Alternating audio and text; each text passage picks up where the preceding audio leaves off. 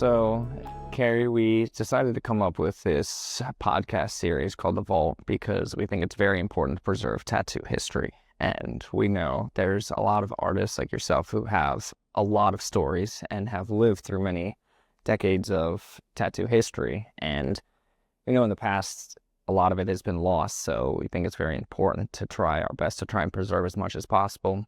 You are a huge inspiration component of the tattoo industry. You paved the way for a lot of people, not only women, but for tattoo artists in general. So we want to hear some of your stories. You didn't tell me I had to bring my memory. Yes, I warned you. That's the hard part. We want it all. Okay, I'll do my best. Yeah. Yeah. That's it right there. You know, I think people like Dakota and myself who are very passionate about the tattoo world and love getting tattooed. We've been lucky enough to sit in rooms with people like you. I mean, I've repeated your stories so many times, and your stories is one of the reasons why this podcast needs to happen, because, you know, whether it's the 90s, 2000s, 80s, you guys would tell your stories in magazines, and those you can't find anymore.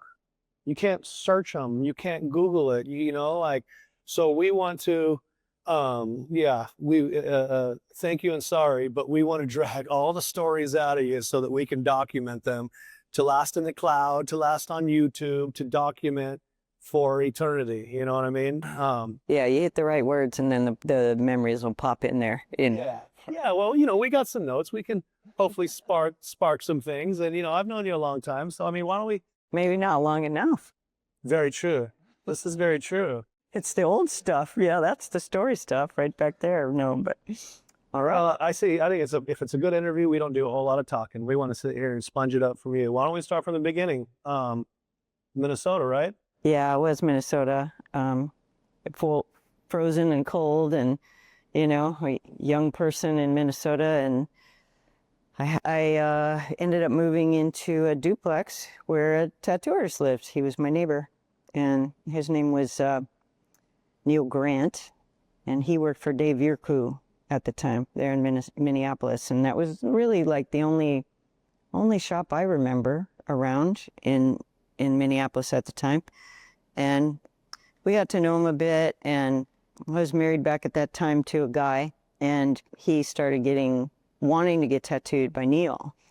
So he'd, you know, go down and gather a piece or two here and there, and he'd come home, and I was kind of like, oh, geez, doesn't look great. You know, I love Neil's work, you know, but I just didn't like the flow, right? It was kind of like, you know, a dragon and a something, and they were all just kind of pieced together. And you had an artist background before that, didn't you? Just, you know, not trained, but I used to sit around and draw. And so I saw that stuff, and Neil said, well, why don't you just draw it on there? Just take a ballpoint pen and draw it on his arm and then send him in, you know? So that's really how I started doing that. So I started drawing his tattoo on him, and I'd send him down to Neil, and Neil would tattoo it. You would draw on your husband. Yeah. And he would show up to the shop with ballpoint pen on him. Yeah. You just send it in the stamp. Yeah. And Neil would just outline it and then color it in, you know? So it kind of started like that. Was it great? No, if I look back, but was it better than what I had seen? Yeah. Hopefully. You know, I was hoping to do better, but I was like, oh, maybe I could, you know, do that. So it kind of started like that. And I started doing chores down at the shop for them, because I went down to the shop, honestly, and it was not clean, you know, it was dirty, and I'm just kind of a clean freak. And so I got down there and I'm like, do you want me to help you clean the shop? And they're like, you want to clean the shop? You go ahead and help clean the shop. So I started cleaning up around the shop and doing things like that just for the heck of it, you know. And next thing you know, Neil's like, you should learn how to tattoo. You should really do it. I saw your drawings. I see you sketching all the time. And it wasn't in my dream. Like a lot of artists grow up, I want a tattoo, you know, when they're 9, 10, 11 years old, that's what they want to do. And I never even saw a tattoo till I was 17 years old. And that first tattoo, I didn't like it very much. I thought it was, but I didn't know anything about it. You know, it was old, it was faded, and I thought, man, it just doesn't look good. Why can't they do more? You know, so when I heard Neil say that, I'm like, no, I don't want to do it. But then he talked me into it. So I did my first I did a little rose about the size of a quarter. I still have a picture of it. And I was like, oh, it's kind of fun, you know? And then that What'd one, you do? Huh? I did it on my sister. Yeah. Yeah, my younger sister has it on her arm. And then I did one on my ex-husband. And then it went to some people at work, you know, started seeing it and, you know, doing it the total wrong way. I'm not supposed to do it. That said, Neil made sure we had everything first. We sterilized everything. We did all that back then, you know, we took it the right way. We set up a little studio. Was I working in a shop? No, I wasn't, you know. I did that first tattoo and Neil hiked me over to Dave's house on the weekend. It was like a Sunday barbecue day or something. And I showed up at Dave's house and I'm like, what are we doing? And he goes, I just want to show Dave, you know. And I'm like, we can't just show up at Dave's house and show him the tattoo. He goes, no, I swear to God, he's going to love it, you know. So we go in, Dave's at the barbecue. He shows him the tattoo and he kind of looks at it and didn't say a word, you know. And I'm like, we got to go. He's like, next day, Dave called me and told me that Cliff Raven was in California looking for an apprentice and that I should call Cliff. And I was like, Cliff Raven, you want me to call Cliff Raven and say, yeah, I want an apprenticeship? That would have been great. But of course, I did not do that. You know, I was like, I just have to chill it down a little bit. But Do you not have the interest? I had a lot of interest, but I was in Minnesota, you know. California was kind of a dream at the time, you know, Yeah. like don't really have the money at the time to pack up and go to California, which did happen a year later. We packed up and moved to California in 1980. I did that first tattoo in 1979. So that's how that started. But I did go visit Cliff. Where was he at? He was working at Sunset, was it Sunset Strip Tattoo? Okay. Yeah. And God, I love the guy. I just really liked him so much. You know, he was so funny and so colorful as a person. You know, he was just really great. Always had a joke, you know. His work was amazing and beautiful. But I did get to meet him, but I never said, hey, will you apprentice me? I never brought those words up. I just, you know, kept that inside as a private little thing until waylaid years later. Then I told somebody else about it. Now I talk about it all the time. But But did you come out here for tattooing or? we came out because we got laid off our jobs in Minnesota. Had pretty good jobs, got laid off. Thought it was a great opportunity, you know. Move somewhere warmer, you know, see if we can make tattooing fly or not. Maybe someday have our own shop, you know, that would be great, right? Everybody's dream when they're starting out. But when you move from Minnesota and your apartment is massive, like a house, and it's $200 a month, right? And then you move to California and you're like in a cracker box for double that, you know, you're like, okay, Yeah. maybe this is not going to be a reality, but Yeah. it did become reality 3 years later. So opened the first shop in 1983. I started drawing flash first, though, kind of to make money. And that happened because we went down to Tattoo Land. We used to go visit Tattoo Land and used to go visit Mike Brown a lot. Jack was down there, got tattooed by both of them, you know. And I didn't know that. yeah, got my Jack tattoo right here. That's my Jack Rudy tattoo right there. See, it is good I wore shorts. Yeah. Right? What about Mike? Well, I had one here from Mike, but it had a name in it, so I had to Oh, gotcha. take that off. Yeah. You know, but I would have liked to have kept that. It was a really pretty rose, and he did a really nice job of it. And he, you know, he was a really friendly guy, and he used to just, you know, freely help us with information and things like that, and tell us stuff about tattooing. And I was always complimenting the stuff on the walls, you know, like, because I felt like I started out drawing black and gray pencil stuff, you know, same kind of stuff, only different designs, you know, different kinds of things. And he's like, well, you know, anything you can steal with your eyes is yours. And I'm like, no, I don't want to steal anything. He goes, well, if it's the same kind of style, it's not a big deal, you know? But that was a totally different story with Jack Rudy. Jack was not happy about it because I started drawing flash. I drew flash for Ernie Carafa. Then I drew flash for Spalding and Rogers. And from Ernie, I did like, I think it was 28 that fit on a paper, 28 sheets. And then for Spalding and Rogers, I did 340 some sheets of flash or something like that. Kidding. I used to do a sheet a day because I got paid $50 a sheet, you know, and back then $50 a day, you know, I was like, okay, I can do $50 a day, you know. I was working, and this is what I did after work. And I did all those flash, and in the meantime, still tattooing a little bit here and there. And I decided to finally look for a job tattooing. And I went to Fat George's in La Puente, and ended up working weekends at Fat George's in La Puente. Later on, I worked for Fat Mike and Purdue Tattoo. Those are my first two shops, both really hard, heavy shops in not great neighborhoods, you know. Yeah. A lot of things happened in there that I had never seen in my life before, you know. I was a pretty innocent kid coming from Minnesota, and I was like, oh my God, you know, where am I? What the heck's going on here? You know, but it was fun. I had a great time.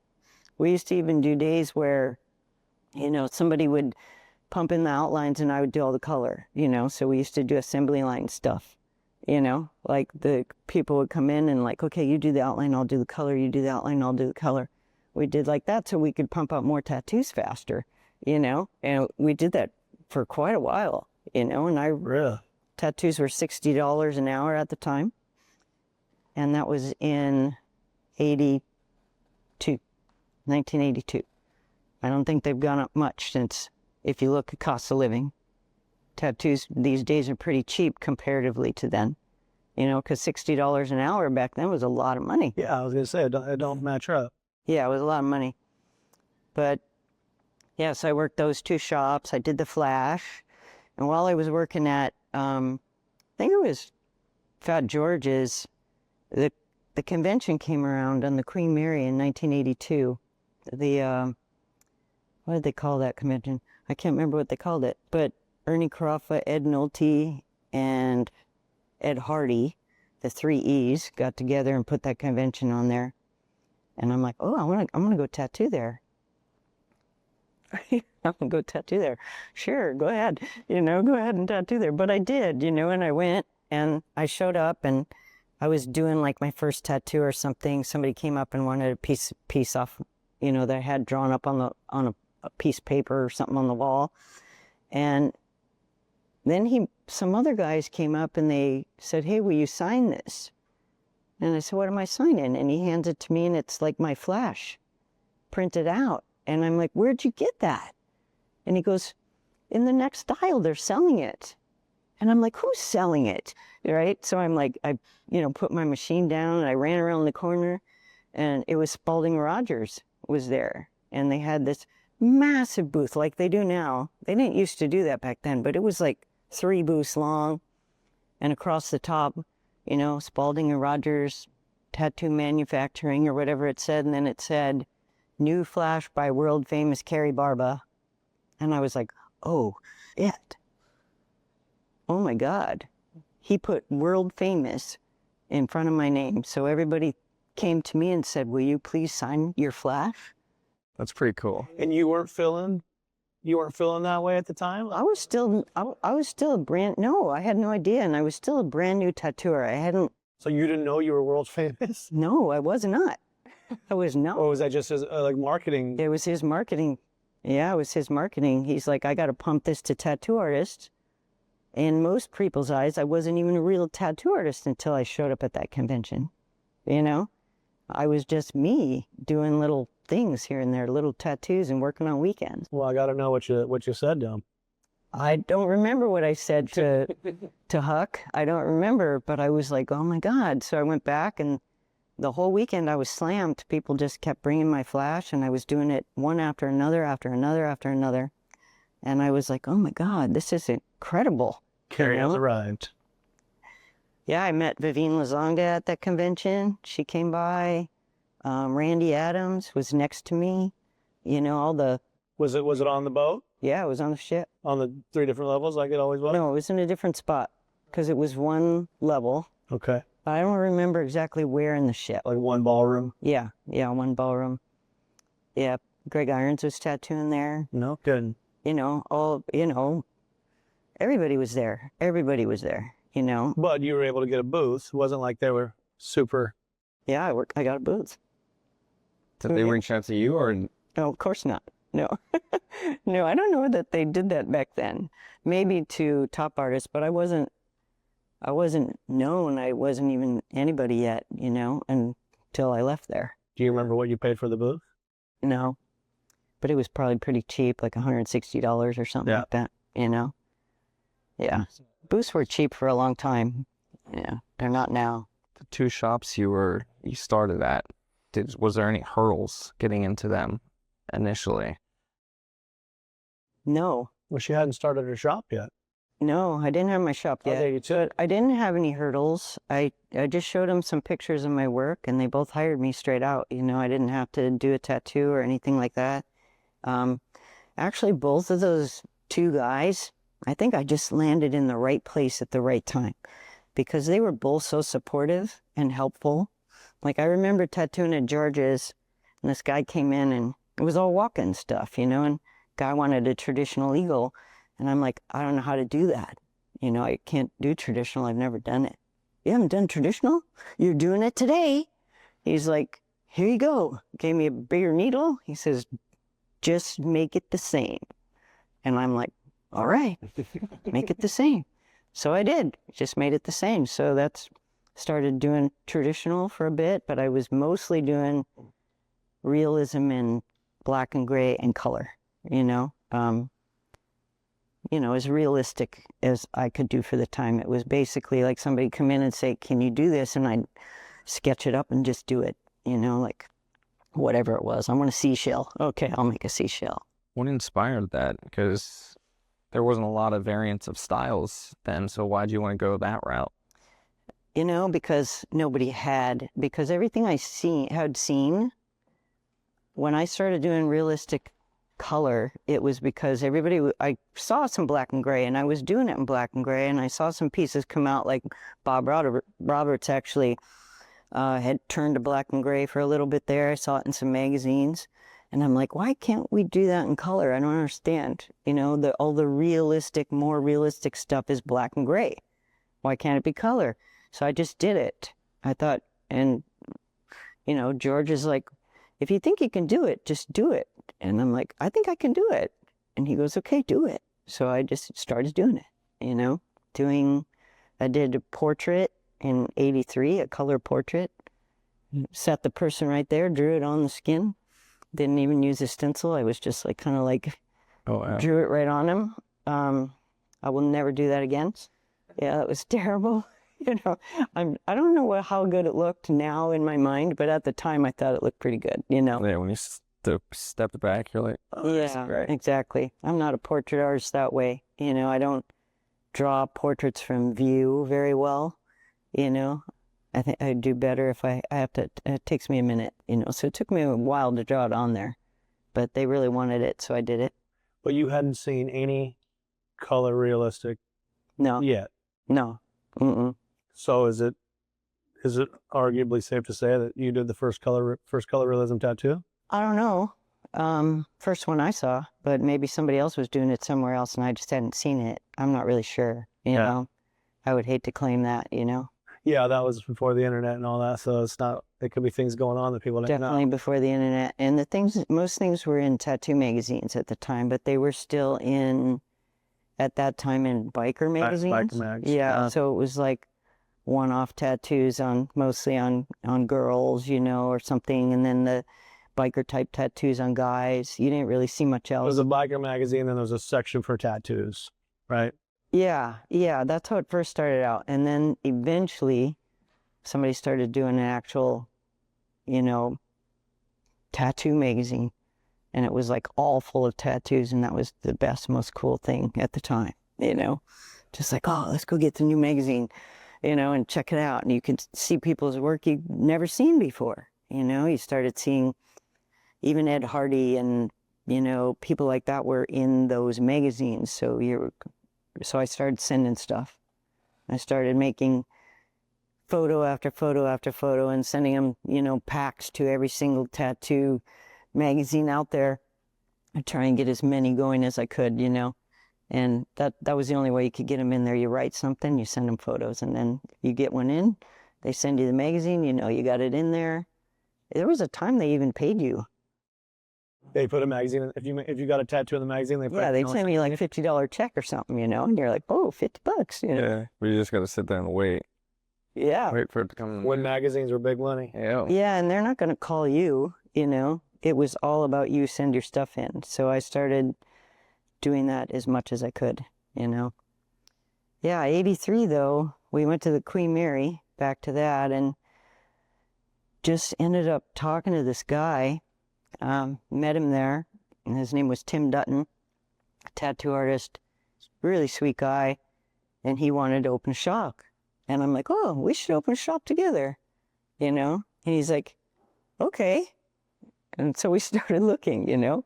And it was funny because neither one of us knew anything about opening a shop, you know? Not a dang spit of it. And my only thing was I had been to a lot of shops, and I was like, one thing I want to do is I want to do it different. I want to do it more like, I want it to look more like a hair salon. I said, I want it cleaner. I said, I want to have a place where kids can play with toys if they come in. I want a little kids section, put a fish tank in there, you know, we'll put nice chairs in there, you know, everything will be clean, right? So that's what we did. And we found this spot on Beach and Ball. Took a while, but we started out by checking what's the population in each city, you know? How far am I away from this shop? How far am I away from here, from here, from here? Got to be 25 to 30 miles away from any shop and find a city that has a high population, so we ended up in Anaheim.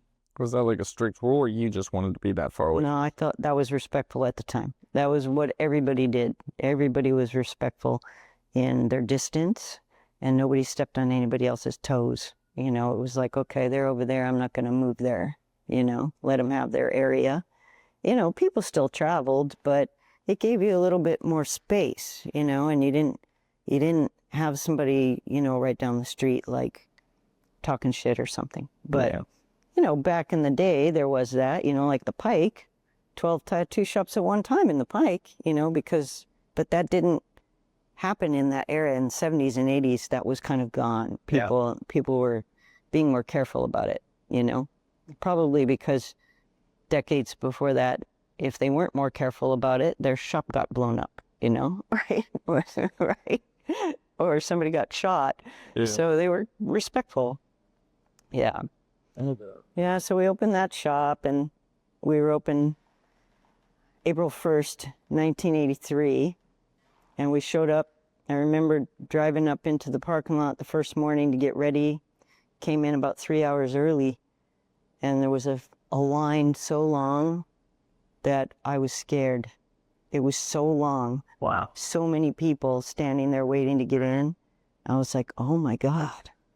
And in my mind, I'm like, I only have to cover all the bills, home, this and that, I got to make $75 a day. I remember thinking that. Just got to make $75 a day average, right? And I saw that line. I said, I think we're going to be all right. You know? I think we're going to do it, you know? So just went in and tattooed. We opened at 10 a.m. Tattooed till midnight. We were open 10 to midnight. Do you remember how you got the word out back then? We didn't. Just word of mouth. Yeah. You got a line down the street on day one. Sign went up, you know? Tattoos went up. Wow. And that was it. And that was word of mouth. Everything just exploded because one person told another, told another, told another. And it just kept up busy like that for a long time because it was the time, you know? It was the time when shops were big and booming, you know? Yeah, and that separation helped too. Yeah. Just being so far away from each other. Yeah. So I ended up buying Tim out you know, because Tim didn't want to be owner. He didn't want to deal with it. So we had actually taken in a third partner, so we had an uneven vote on rules, right? So we ended up buying both of those guys out, and they both worked there for quite a while, hung out for a while, and stayed working there. Eventually, both of them moved and went to other states and worked somewhere else, you know, but that's how that all started, Anaheim. Wow.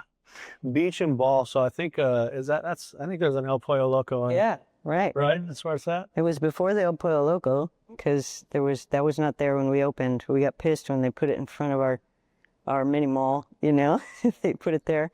Yeah, there was Tito's Tacos, was there when we opened. It was really an interesting center because it was very eclectic. So there was Tito's Tacos, next door to it was Nippon Japanese Shiatsu Spa. Then there was a Cleaners, right, that sold videos, right? I don't remember, a Sari Palace, where women would go have their saris made. Then there was us.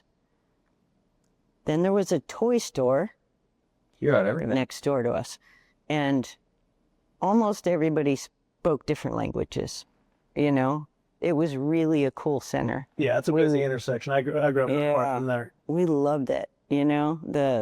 And we'd have people come visit from other countries, and they'd meet all the neighbors, and they're like, oh my God, this is pretty cool. Everybody here is like unique and different from each other. It was really cool. Yeah. Well, now, you know, I got to ask about our old friend Jack. Yeah, Jack. How far were you from it? Well, I was there first. Ah, see? See, I'm glad I'm hearing these stories. For some reason, I thought he was there. I wish Jack was here with me, because we joke about this now. Yeah. Because we became friends. But at the time, he was still upset about the Flash, you know, when I opened that shop. And Jack was still in East LA. They were still out in Whittier. And Ed wanted to sell the shop.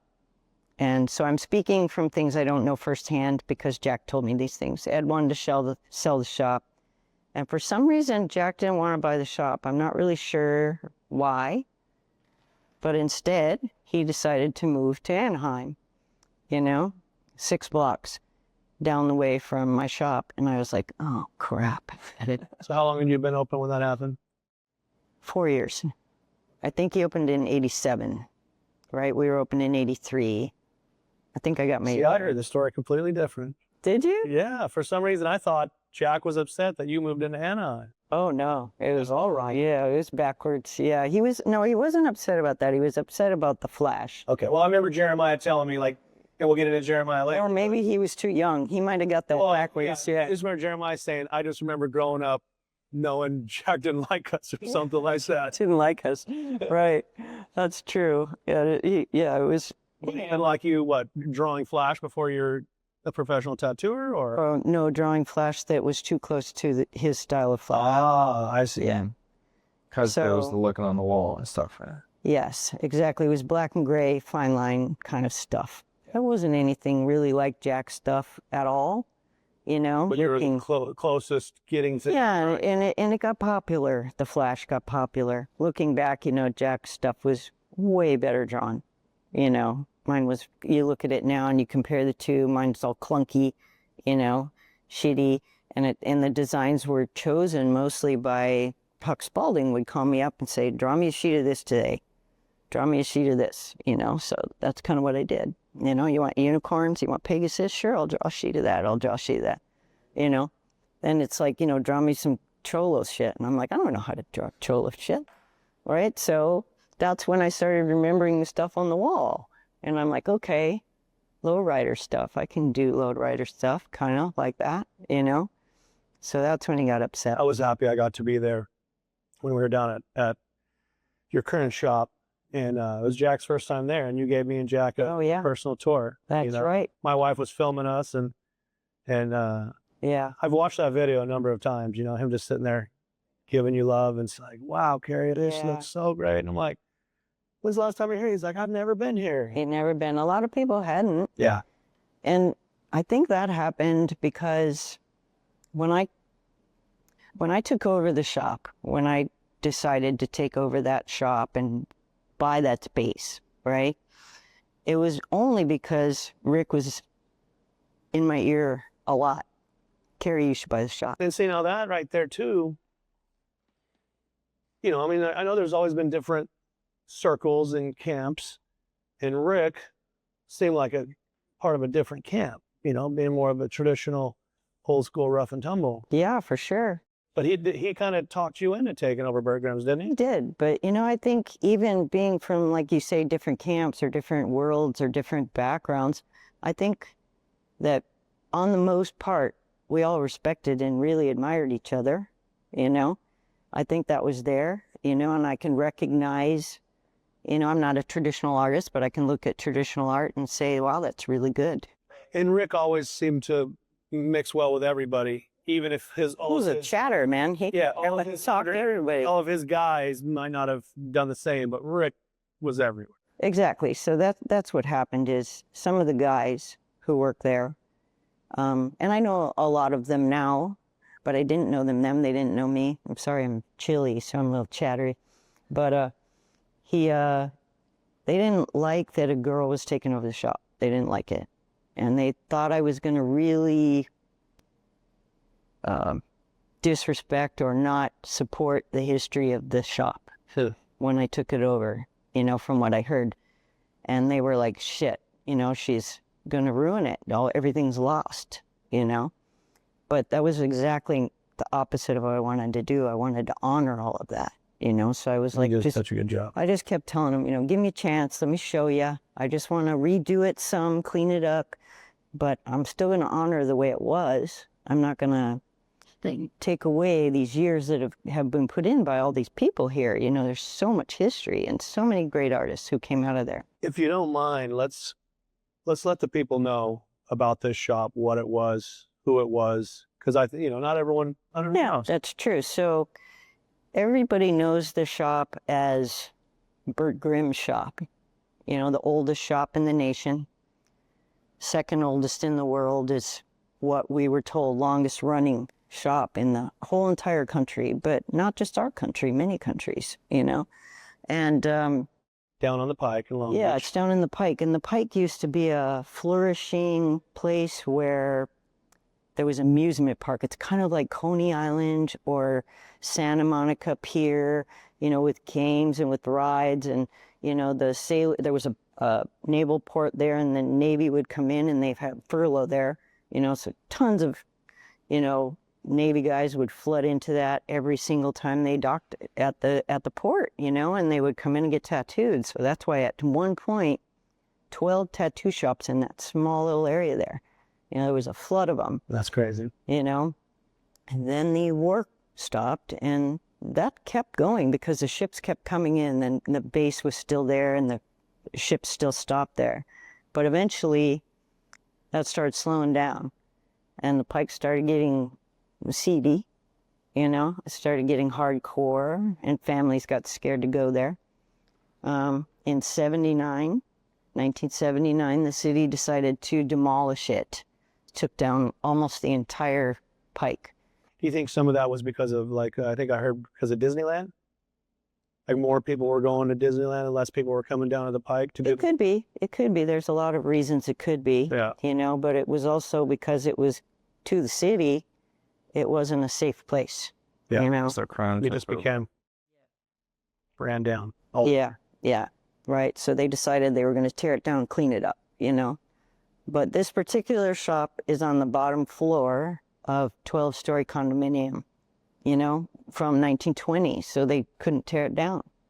So all the rest got torn down, except for this one shop. And that's the only reason it's still there, is because of the building that's on top of it. Wow. Yeah, so we're lucky. You know, we're really lucky. And so we...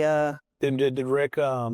like how the first conversation happen? Did he call you? Did he talk to you face to face? We were at a convention for the very first time, and he just kind of told me what was happening, that, you know, the Shaw family, the last owner, was trying to sell the shop because Bob Shaw had passed away.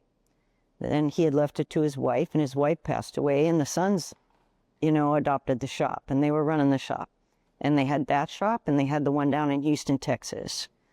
And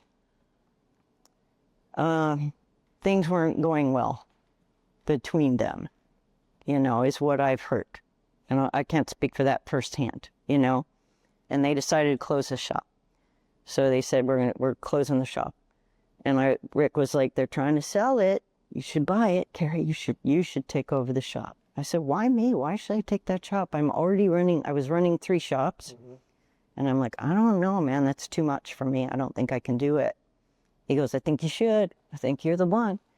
And it was time after time. He mentioned it maybe 3 times, And then I was, periodically I'd drive by it. And I'm like, oh. I drove by it. And I'm like, shit. Where is everything? And I found out 2 days earlier, they cleared it out, right? Cleared out the shop completely. Everything was gone except for 2 front paint panels in the windows. One of a ship and one of an eagle, right? And I'm like, shit, I got to get the shop. I have to get it now because the history is going to disappear. And I'm like, there's too much history. It's too important. Colonel Todd, all these people, Ed Hardy, started his apprenticeship there. All these people went through there. But it was seeing it empty that kind of gave you a sense of urgency? Yes. And I didn't have the money, you had to buy the spot. So I called up my coworker at the time, my friend, and I said, need your help. And we need to buy the shop. She's like, okay, let's do it. So we did it. We did it together. We bought it in partnership. And, Was it a heavy sum? Huh? Was it a heavy sum? Not too bad. No, but I had recently bought a house and, it just seemed like too much. Yeah. So. What year was that? I was when it was actually closed the door, it was 02. Right at the end of 02. And paperwork and all stuff finishing was the beginning of 03, So you got to do the paperwork. But the thing is it was still under license under Rick. He kept his business license going. It never stopped. So that was great. So it was grandfathered in. Yeah. So we didn't have to do all the crap that they were making everybody do now, conditional use permit and all that stuff. And they were basically shutting tattooing down in Long Beach as much as they could.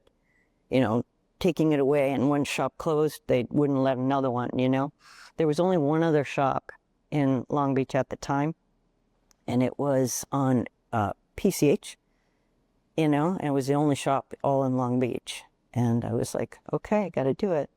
Yeah. So it actually took us 3 years. Is that the other one that the Shaw family owned? Because they had 2, didn't they? I don't know. They may have owned it before.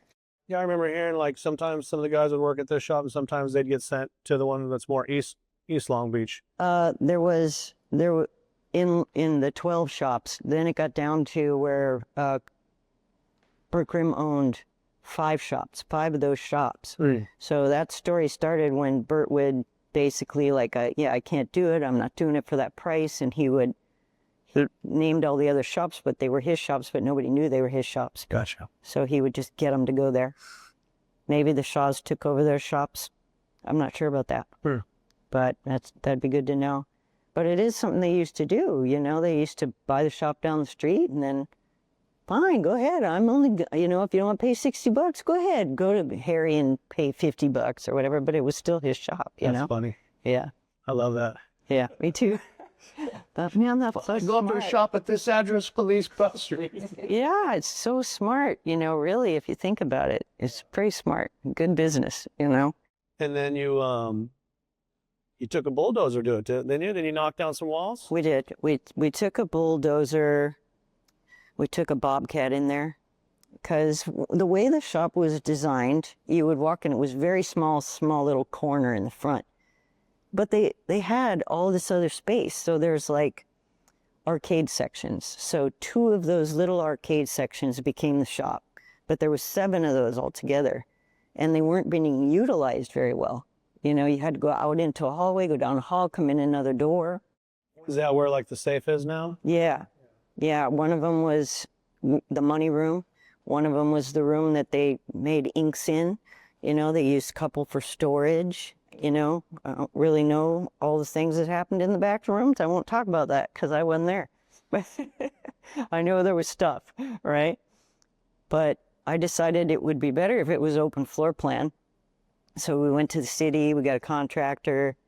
He's like, we can tear down all the walls except for this one, right? I'm like, okay, all right. He brought the pod cap down, started crashing into those walls, you know. Next day, we got a cease and desist from a lawyer who lived upstairs. He's like, I don't know what the hell you're doing down there, but you got to stop, you know. And I said, well, you know, we went to the city. The city said we could take down the walls. He goes, the city told you could bring a bobcat in and do it? And we're like, well, he didn't say how we had to do it. He just said we could do it. So anyway, it took us about a week to get back up and doing it again, but we were able to take those walls down, all except for that one. But we opened them all up, started redoing the place, cleaning it up. We found flash in the walls. You know, we started tearing down years of layer upon layer upon layer, just put it over the next, you know. And there was paneling after paneling after paneling, and behind that, you know, like plaster and all this. And we found so much flash back there. Really? Yeah. And we found, what else did we find? Well, we found the safe. Yeah. And you haven't opened that. Tell them about that. Yeah. So one of the rooms was oddly shaped before we tore the walls down. And it was like, it's so weird because when you stand outside or you measure the length of this whole hallway, I'm getting this number. But when I add the 3 rooms up, I'm getting this number, which is about 4 feet short. You know, where's that 4 feet? So we started looking at the room, and I'm like, there was this shelf running along the wall. And I'm like, do you have a crowbar? You know, I said, just pull this wood off, see what happens. Bam, falls open, and there's a safe behind it. And I was like, oh crap, that's freaking awesome. They had it hidden behind a wall. I don't even know how they get it in and out of there. Yeah. I don't know. You seen it, yeah? Yeah. Because you haven't opened it yet. No, our anniversary, we're going to do that. Our 100-year anniversary for the shop is coming up in 27. Yeah, because you almost opened it. What year? I remember you guys were going to open it. No, we joked about it, but we've been meaning to hold it until the 100-year anniversary. Crazy. Yeah, we figured that would be fitting from the year the shop opened, you know. I used to ask Rick, what's in there? He's like, there ain't nothing in there. Yeah, he told me the same thing. You know. They think there's something in there. It's empty. It probably is, but I don't know. A lot of stories could be He would know. He would. We don't know, though, if he ever went in there either. True. Yeah, maybe he didn't even know about it. Yeah, we don't. He might probably knew about it, but if he didn't know about it, he was probably bummed that we found it, and he didn't know about it. Exactly. Exactly. That's why he pretends like it's no big deal. Yeah. And then Tucked away that you couldn't even access it. Yeah, you couldn't really So see we it. buried it was like, all right. maybe he didn't even know about it. I mean, if it's behind walls with no doors. And it was in a room, and the door had like wrought iron gate on it, you know, and all that. And the only other entrance to the room, it was all sealed off. No windows or anything like that, except for a little mail slot where everybody dropped their money in at the end of the night, you know? Drop their portion to the shop in through that little mail slot, and then somebody would go in and take care of it in the other room, you know, not in the same room. We found quite a few fun things. You know, we talked about the big Vaseline drum. Yeah. You know, that one's always a good one because 55-gallon drum of Vaseline with scooper cups in it. It's down to about this much now, right? But they were digging in there. For how many years were they digging in there? You know, getting Vaseline to tattooing with. I can't even imagine that. You know, it stinks, you know. Who knows what's been in there? I don't know. I tell everybody, don't touch it. Whatever you do, just don't touch it. Part of that Vaseline, you didn't like the feeling of Vaseline on your hands, right? I don't like Vaseline for tattooing. That's just my personal preference. No, I wouldn't put my hand in there because who knows what's really else is in there. Yeah. You know? Part of that led to you putting on gloves. Oh, no, that was the ink. You're talking about when I first started wearing gloves. Ah.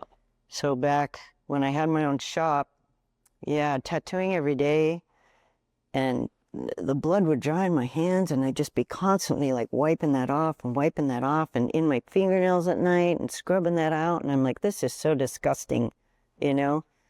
And one day I just said, I'm going to go get some gloves like the doctors wear. I'm just going to wear them, you know? And I went to the store, and the next day I put them on, and I'm like, oh my God, this is freaking heaven, because look at that.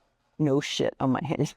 There's no shit on my hands. Clean freak, and you was so happy. I was so happy. And I started thinking about my bottle, you know, my spray bottle was spray bottle at the time.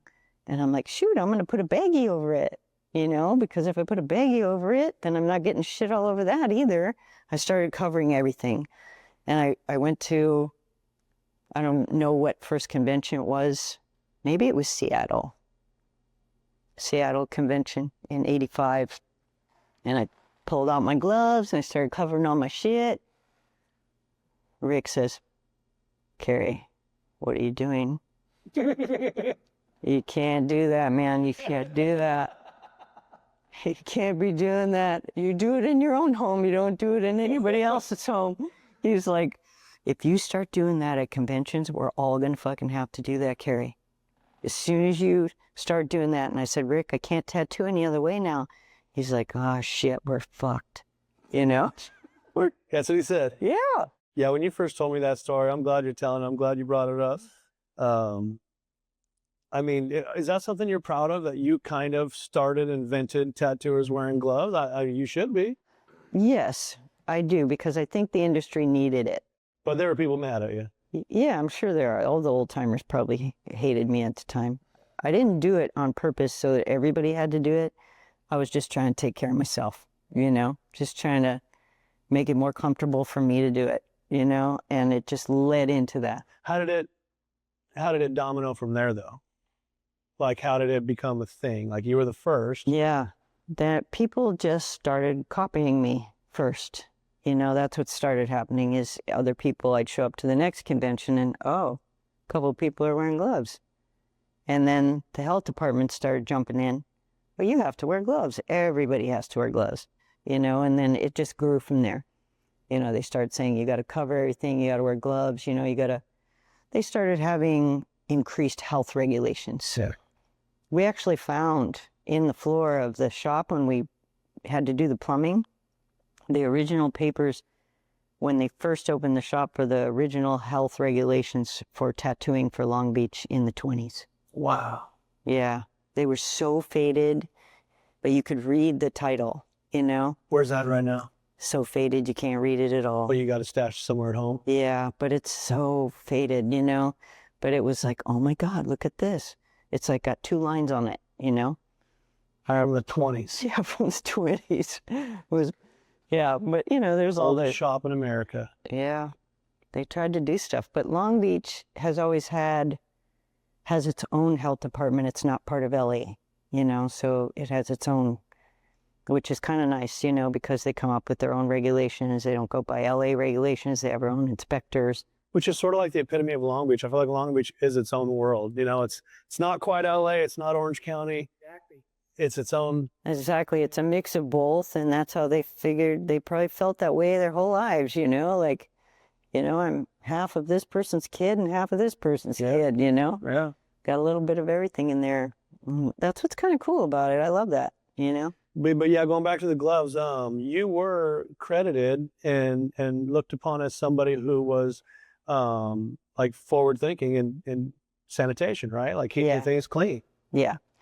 Yeah, a lot of people have said because of that, I'm the one who started it, so I guess I get the credit for it. Yeah. You know? I did see once, though, and I always like to give this credit because I saw Doc Webb once tattooing on a video with gloves on. And I don't know if he did it all the time, you know, but he's older than me and may have done it first. Yeah. But never caught on if he did. Yeah. You know, I didn't take off. People didn't want to hear about it, but. A couple of things I wanted to bring up regarding the shop, which is now Outer Limits. Used to be Bert Grimm's. Don't get mad at me for bringing this up, but what about that room where it looks like the cement is a different color There could be some rumors that there's something buried under there. Could be a rumor, but I have heard a story, you know, that is possible, but we don't talk about it too much because then we don't want people to come in and look for something in the floor. You know? Yeah, well, there I go. There I go digging for the dirt. There's some stories. I mean, Rick even told me stories, you know, Rick, and he even wrote a couple of these down, and we had somebody type them up for us. And he told us the story once, you know, how people used to not pay, right? And he'd run down the street shooting at them, you know? Or, you know, with a razor, and he's like, I'm going to remove that right frickin' now. You know, I'm going to take it off. You don't have the money to... At the time, the ocean came closer, so when he's shooting at people, it was going towards the ocean. Well, it was going towards the ocean, but they, you know, that when they built the port, so in the war, that moved our shoreline out. They landfilled it, you know, because the water used to be right past the next street. So if you look at the old photos in our shop. Was that far up?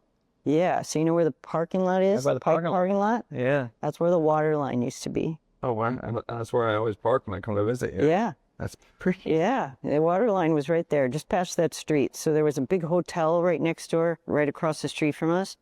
And they had a grassy, like putting green thing and tennis courts and stuff in the 20s that went out and then hit the beach.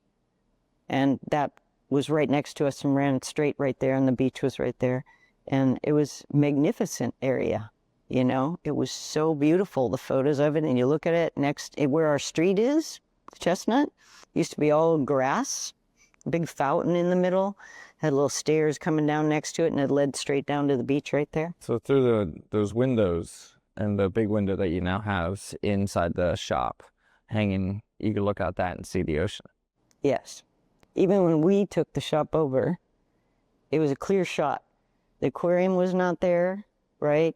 The parking lot was not there. The Camden was not there. None of those buildings that are there now were there. When we took over the shop, you could see all the way straight through and see the water, you know? And then they built the aquarium. You know, they started building up the shoreline a little bit. They built the Camden, right? Then the Pike came in, so they put in that parking lot, you know, that kind of thing. And then the 2 towers. There used to be a parking lot straight across the street from us. $5 all day you could park there when we took over that shop, you know.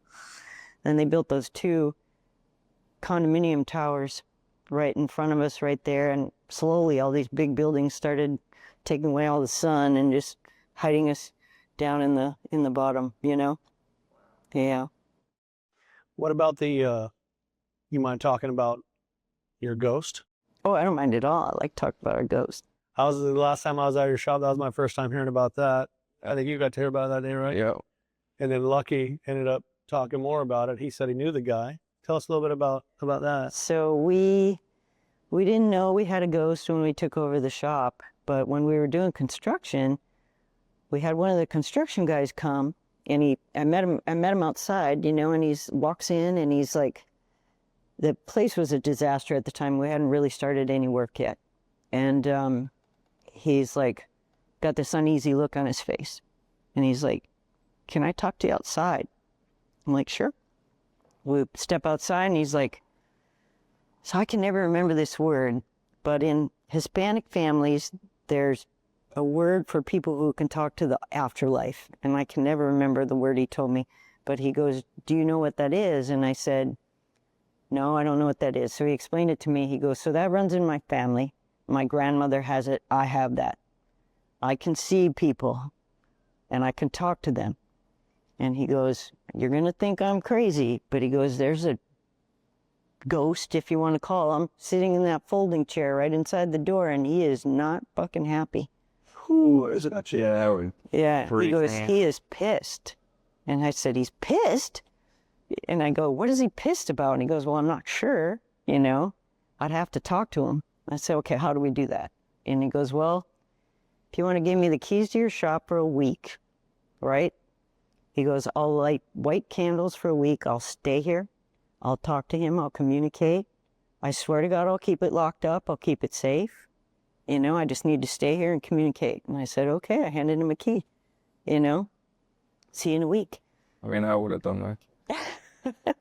See you in a week, you know? And he found out that the guy was mad because he thought that the shop was gone and he was an apprentice. He wanted to be a tattoo apprentice. He was working in the shop. He was a young kid. And story goes that he went up on the roof to sniff some paint, right? For some reason, put the bag over his head to get a better high, or held it too long, passed out with it over his head, and he died, right? So that's the guy. And he was helping out in the shop, wanted to be a tattoo artist, and he was pissed off that the shop was gone, and he thought we were eliminating the shop completely. So the construction guy told him what we were doing, what we were trying to do, you know, and that if he would play nice, he could stay there, right? And so he said to me, you'll let him stay, right? And I said, of course, as long as he plays nice. Yeah, don't you know, have a choice. right? So I didn't know at the time, but a lot of our construction guys who were going in there were getting hurt, you know, little boo-boos here and there, cutting themselves, you know, and one guy cut off his finger, all this stuff, and we find out it's all because this guy was trying to get people scared to leave because he thought we were trying to get rid of the tattoo shop, you know? So you literally bartered with the ghosts. Yeah, we did, and it worked. It worked And because, there's a number of people that have stories before they knew about a ghost, but then they would yeah, bring it up to you. yeah. And there's other ghosts in the building too. There's up on the top floor, there's a old couple who ballroom dance up there. Really? Yeah, it used to be there's a piano, it's like a solarium. And the older people who live in the building say that frequently if you go up there in the evening, you can see them dancing, you know? Yeah. As much as I would love to see that, I don't know if I don't think I I had it in don't there. think our guy became a jokester. He became a friend, you know? He became like, you know, when we're in the shop alone and, you know, I can't remember his name. I always call him Chris. I'm pretty sure it was Chris. But I would be tattooing there early in the morning by myself, walk by me, and I'd be like, oh, I think Chris is here, you know? You can feel the presence. Yeah, I could feel the presence. I could see him, like, over here, you know, walk by. So I'd always get up and look to make sure in case somebody had come in, but there was never anybody there, you know, never anybody there. So anyway, he's still around every once in a while. Somebody will say, oh, I saw the ghost, or we'll tell a client and they're like, where is he? I want to see him. And like, you can't like summon him up, you know, he's going to, yeah, he's going to come when he feels good, you know, or when there's not a lot of people in the shop. Did it take you a while to get used to that feeling? No, because I've always felt personally very comfortable with that. And I always thought at times that I wanted to learn to talk to people in the afterlife. I wish I even bought a book once on how to do it, and I practiced it I was laying in my bed at home all alone one night, and you know, I had been practicing these meditative things you got to do to get to that state, and I'm laying there and I started saying some stuff, and I thought I had a ghost in my house. And I told him I was ready to communicate, right? And out of my next room, a woman's voice goes, Kari. And I was like, I'm not ready. I freaked, you guys. I freaked out. I'm like, I'm not ready. I'm not ready. I started panicking and turning on all the lights. I'm like, Get rid of that truck. there's actually a ghost in my house. Found out there was two, a male and a female, but yeah, I wasn't ready at the time. Used to come around a lot when I was painting. I'd paint downstairs and I would first smell her perfume, you know, and then Your current home? no, I don't have it anymore. I sold it. Okay. But she would come around, I'd smell her perfume, and then I would feel the chill, you know? I would feel like a coolness from her. And then I would try to look, and it would shift over to the other side, you know? And I'm like, okay, just tell me if I'm doing it right. Am I messing this painting up or what? I started joking with her, you know? The guy was a different story, military guy. He used to mess with my dog a lot, do things like that. And anyway, those are fun stories. Yeah, ghost stories are always fun. Yeah. But the one in the shop, you know, he's still around. He is. Yeah. When's the last time you've heard of a story or felt them? I'm probably Like a couple times a year? a lot of time my crew doesn't know. You know, I'll be telling the story and they'll be like, "What?" Yeah, because not everyone's gonna handle it so well. Yeah, and they're not gonna necessarily ask me that, you know. But yeah, I'd say a couple times a year. You know, John, who works in our back room, he's usually in the back room back there, the ghost. And John's in the beginning, he's like, "I don't like working back there alone. I mean, that dude's back there and I don't know what he's gonna do, you know." But now they're comfortable, you know. It's funny. That's crazy. It is. So you still got Outer Limits, Costa Mesa, right? Yep, still got Costa Mesa. But you don't ever tattoo over there, do you? I don't. You know, that out of all the shops that I've owned, that's the only one I've never worked in. Really? Yeah, I don't know why. I keep thinking You've had it for a while. Yeah, I've had it since the same year as I got Long Beach, actually. So we're 22 years old, you know, being in both of those shops. But yeah, I've never tattooed in there. I need to go do that. I do need to go do that. Running that shop has piercing also, you know. We tried piercing in Long Beach, it just didn't work, it didn't fly. Nope. Once all those buildings went up, the parking was too difficult. And so we shut that down, you know, made more tattoo space. I always get people asking Yeah. where to go get pierced. Yeah. In Long Beach, you know, I always recommend Somatic, you know. I always recommend that. With Erica's shop, with Tiger there, and, you know, it's a good shop. But like taking over Bergram's, I assume you're glad you did it. I mean, you did such a great job. It's so awesome. You turn it, sorry to cut you off, you turn it into a museum, half museum. Is it something where you welcome people to come in and check it out? 100%. So when we first started decorating, we're like, well, the whole shop is the museum. It's the shop itself that's the museum. So let's scatter the memorabilia, the pictures and everything we've collected from the old shops all over. So wherever you go, there's something you're looking at. So we do tours all the time. We've even had college groups come down and city groups come down and historical groups come and actually schedule tours. And, you know, we take them on full tours through the whole thing and they love it. It's really great. It's a huge part of Long Beach history. It's one of the legacy businesses in the city. It's one of the oldest businesses in the city because it's been running over 100 years. The art theater is one, and there's a lawyer, Joe Jost, the bar. All of those are all in that group, you know, that have all opened within a few years of each other. Joe Jost was 1924. The art theater was 24. The shop was in 1927. I've never been there, but those T-shirts are everywhere. Joe Jost. The JoJo Oh yeah, T-shirts. Yeah. They're everywhere. Oldest shop. So everybody goes there just because of that. They want to go, you know, have a drink in the oldest bar, right? It's fair. Yeah, we went to back east and we went to the oldest bar back east, you know, just to get the shirt and drink a dark beer or a light beer. You know, dark beer or a light beer. That's all they have. You know? Absolutely.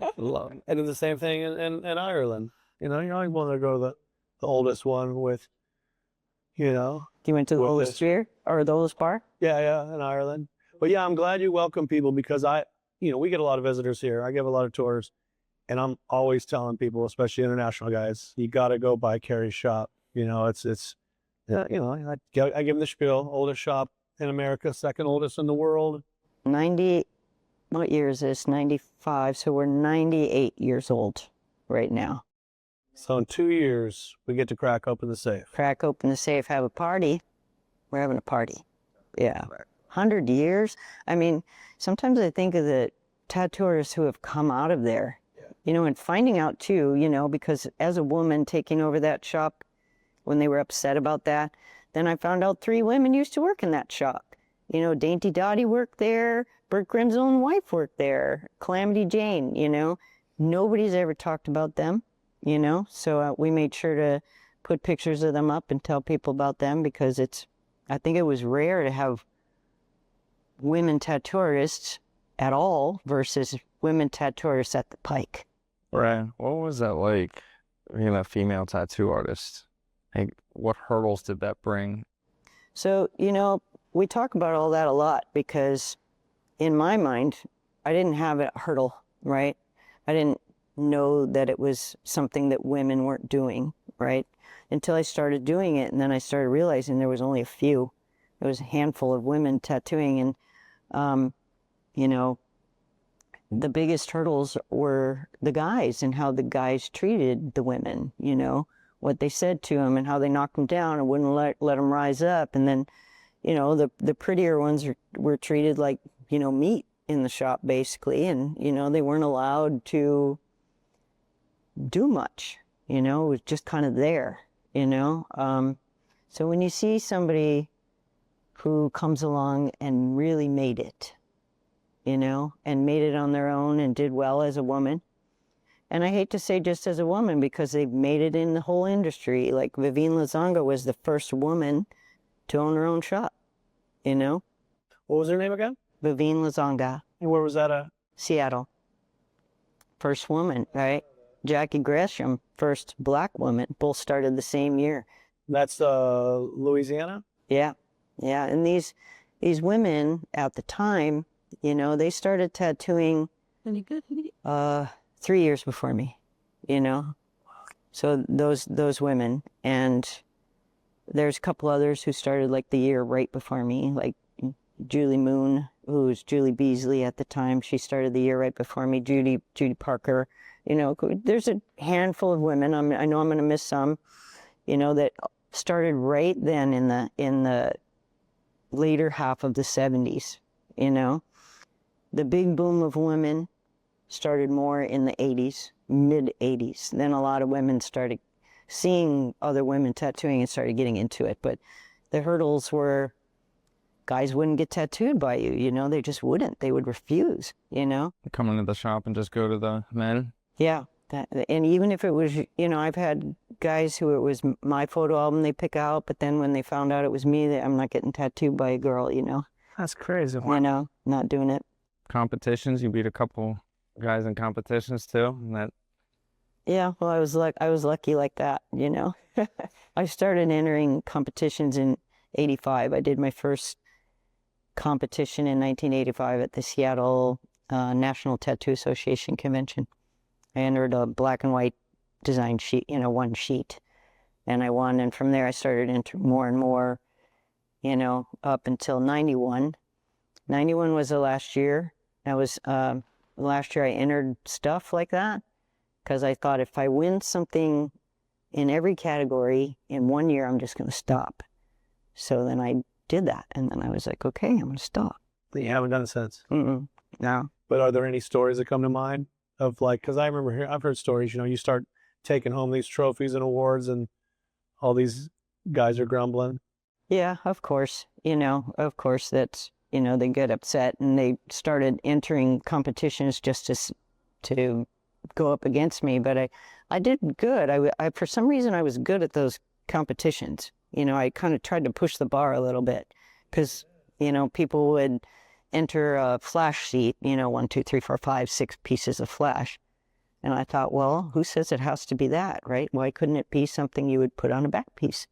So I would do a flash sheet with one big, massive design and try and get as much detail in there as I could, you know, cram it full of stuff. And I started learning airbrush and multimedia stuff. So I started doing all that on it.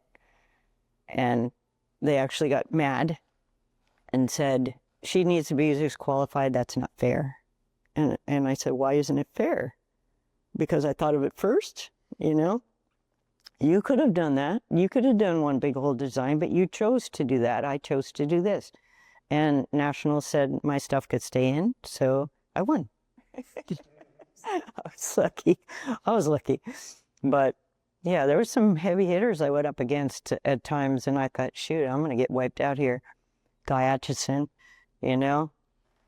I was like, oh man, Guy's in the competition. I'm probably going to lose, you know. But I was fortunate, you know, on that one, you know, because there's a lot of good artists, you know, there's a lot of good artists.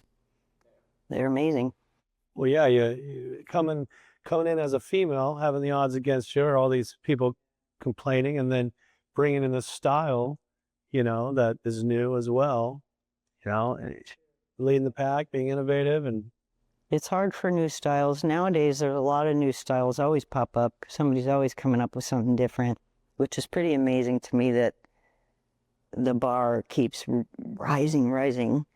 But it's in any industry, in any sport, that's the way it goes. You know, the new people come in and they're just like, oh yeah?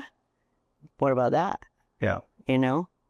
And that's great because it's just elevating the whole industry to unimaginable standards. I can't even imagine what 10 years from now tattoos are going to look like. Yeah. It's just the past year, what people have been experimenting with is crazy. It's crazy. Yeah. The way that realism has turned into surrealism, you know, and I'm like, Jesus Christ, sometimes I look at stuff. First of all, you know, going about doing that, I can imagine how to go about doing it and how long it would take. You know, it's just crazy how many layers and how much time and all of that it takes to do all that. I don't do a lot of that surrealism stuff or hyperrealism, you know. I don't do that too much, but just kind of my own realism with a illustrative flair, kind of, you know. And speaking of newer generations of tattooing, your lineage of tattooing, your son, and then Mia, Yeah. whole family's tattooing. It's pretty crazy because when my son was young, Jeremiah, I didn't think he would ever tattoo. I really didn't think he would do it. But then when he's about 15, found out he was doing that in the garage, you know? Drawing or tattooing? You know, he was tattooing his friends. He was sneaking it. Yeah. You know, our storage stuff, our extra stuff was in there, and he was tattooing some of his friends. And he jokes about it now, and he doesn't claim those years, but he actually started at 15, you know, doing those tattoos. And then him growing up and he's amazing. You know, I absolutely love the work that he does. I think it's just incredible. And then Mia, his daughter, is now my apprentice and learning. And we're not sure which direction she's going to go yet, but she loves the anime stuff, but her style's a little funkier. So I recently told her, let's start having your designs, draw your flash designs, what you draw, you know, not anime or not this. Let's see what you draw, you know. And so we're going to see where that goes. It's going to be cool. How is that, this teaching your granddaughter? It's beautiful and it's rough, you know, because, you know, anytime you're teaching or anybody that close to you, you know, it's hard to do the negative part, you know, like it's hard to turn to them and say, okay, that's not good, or I need more of you, you know, and I need, you know, whereas somebody else, it's much easier to say that to them, you know. So sometimes I have to go home and sit on it for a day and bring it up in my gut, you know, and say, okay, you know, you want her to get better, you got to say it, you know, you got to say it. So I got to say it. Yeah. It's funny though, when you talk about lineage, because I'm going to bring this up really quick, because I also have a niece who tattoos and a cousin. So, and yeah, I know, it's funny. My niece tattoos in Wisconsin. And she's freaking good, you know? What's her name? Her name's Jackie. I'll show you her Instagram. Tattoos by Jackie, I think, in Madison, Wisconsin. And I have a cousin out back east in Virginia, you know, who also tattoos. Called me up one day, told me the story, says, I think I'm your cousin. I'm like, geez, really? And then she started talking about things when we were kids and where we were at my uncle's and all this stuff. I'm like, holy crap. You know, I have a cousin and a niece who tattoo. It's pretty funny. The talent's just all over the country. It's crazy. Tell us a little bit about the process with Jeremiah, because I know there was a time where he didn't want to, like, he wanted to go make his own name because he ended up in Big Bear, right? Yeah, so there's been a few things. So when Jeremiah first started, he was very young, you know, and he worked for me for a little bit, and, you know, honestly, things weren't always roses, You know, it wasn't like that, right? It wasn't all perfect. And I had to get on him a little bit, you know, and I had to do the bad thing. You know, I had to actually let him go once, you know, and that was really hard to do. It was the hardest thing I ever had to do, you know, but now it was probably the best thing I ever did for him, because then he went off and made it, you know, and he went and worked with his dad for a little bit, you know, a little bit of that. But eventually, you know, he opened his own place, got his own shop. He had his own shop in Riverside for a while. But before that, yeah, he went up, two of my guys, he's talking about Bill and Ed, who used to work for me, and they worked for me in the Anaheim shop. When we went there, they went off and they opened their own shop in Big Bear. And they were all very tight, good friends, you know, and Jeremiah went up and worked with them, and they helped him to continue his apprenticeship, to continue to learn, you know, and they're still super close friends. You know, we all are. They feel like family. Bill's actually my cousin that I didn't know I had. He's actually a cousin, but we figured that out one day. But anyway, so he learned that. He went off. He opened his own shop. You know, he came back for a little while, and he had a shop in Riverside, and he had a shop in Fullerton? No, Anaheim. No, he was. He came back to, my timeline's messed up, but he came back to Long Beach for a while and worked with us in Long Beach for a while. And then he decided again that he should work on his own. It was hard for him, and it's hard for anybody who's related to me, to be in the shop.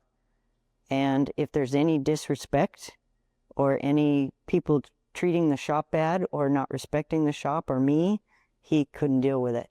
You know, so he's like, I can't be here because I can't be a tattletale. I can't be a snitch. I can't tell you everything that happens here, but I know too much. And I got to go on my own because it's going to keep my sanity, you know? So he went and opened in Sunset Beach. Yeah, I remember that one, but there was another one he had before that. I remember going to it. He had it for maybe just... Oh, in Orange. You're talking about the one in Orange. Yeah. Yeah, so that was my Orange shop. I had the shop for years, and then when he was talking about leaving, he wanted... It was like purple walls. Yeah, exactly. He wanted to... He was talking about opening a shop with a friend of his, you know?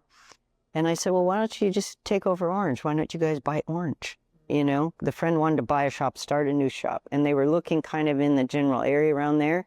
So it was clean switch, you know? They took it over, remodeled it, changed the name, and he had that shop for a while.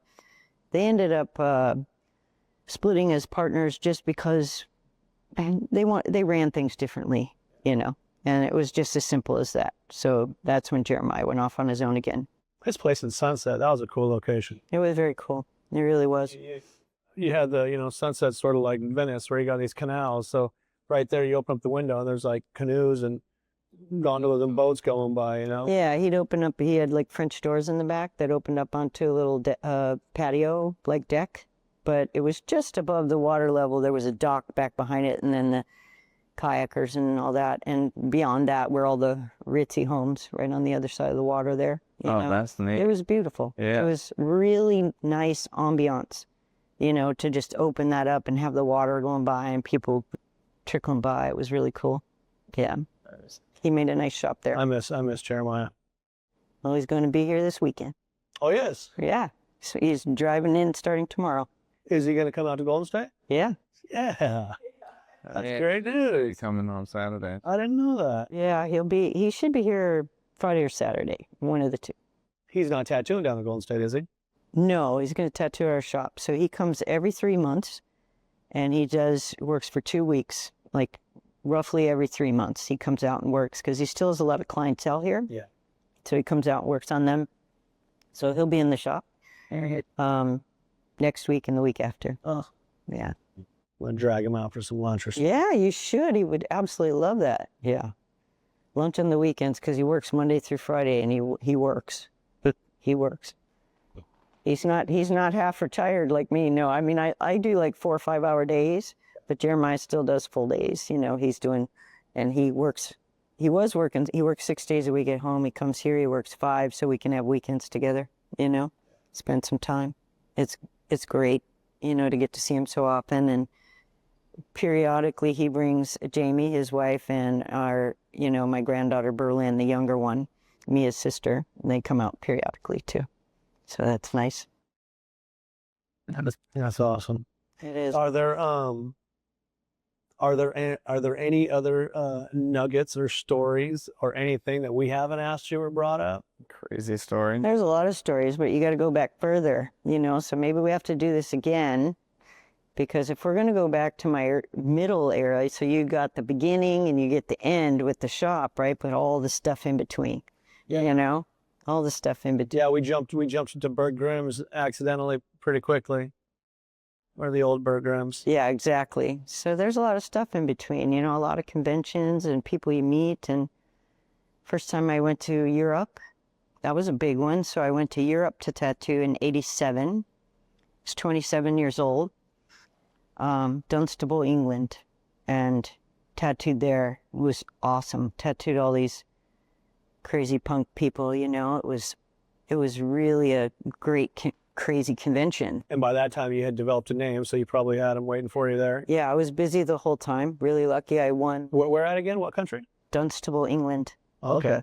And I won Best Overseas Tattoo Artist there. So that was really rad. That was a really good award to win. I felt really great about that.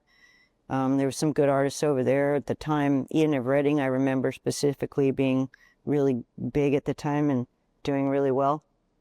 And that was great. When I turned 50, I went to Hell City, and they awarded me a Lifetime Achievement Award. That's awesome. That was rad. Well, it was the last year. Where did I go? Where was that? Where they did the wall? They're doing a Hall of Fame. Shoot. See, this is my memory now. I haven't got to make any of them yet, but it always looks like you guys have so much fun judging at a 1010 show. Yeah, that is an amazing last year. convention. Yeah, it's the last show, which I understand, but I'm sad about it. It's been such a great run for that convention. That convention is massive. And I showed up that first year. And so the first year they had like the current judging kind of situation. They had Bill Salmon, Philip Liu, and Luke were the judges, right? And then they asked me to come on, and I thought, oh, this is going to be great. I'll go, that'd be fun to go out there, right? So I went out, and you're getting ready to go up on the stage, and Bill leans over and he goes, Kari, just peek through the curtains. And I said, peek through the curtain. He goes, it's like a concert. So you peek through the curtains. He goes, 40,000 people in viewing the competition. So I was like, 40,000 people? And I looked out there, I was like, holy shit. I felt like I was a rock singer at the concert. Yes. And it was like that, And you go up on stage and you're just like, oh my God, this is incredible. The amount of people that attend that show. But it's so central, Paris, right? So you can get there from everywhere. So it's a massive convention, and they had Honda sponsored them.